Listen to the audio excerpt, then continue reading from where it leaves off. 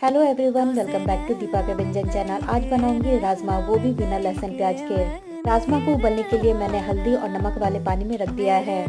4 से 5 सीटी आने तक राजमा को उबाले। अब इधर मसाला तैयार कर लेते हैं। मसालों में लिया है टमाटर, अदरक, हरी मिर्च, लाल मिर्च, धनिया, जीरा, काली मिर्च, तेज पत्ता और फ्रेश धनिया पत्ता का डंठल।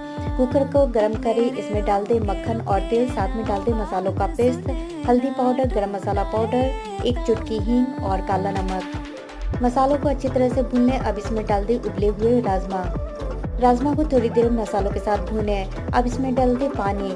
ये वही पानी है जिसमें मैंने राजमा को उबाला है। अब इसमें डाल दें नमक स्वाद अनुसार और बारीक कटी हुई धनिया पत्ती। प्रेशर कुकर का ढक्कन बंद करें और इसे मीडियम फ्लेम पर 4 से 5 सीटी आने तक कुक करें। राजमा बनकर तैयार है। वीडियो पसंद आए तो लाइक शेयर सब्सक्राइब कीजिए। मिलती हूँ एक और नई रेसिपी के साथ, तब तक के लिए बाय।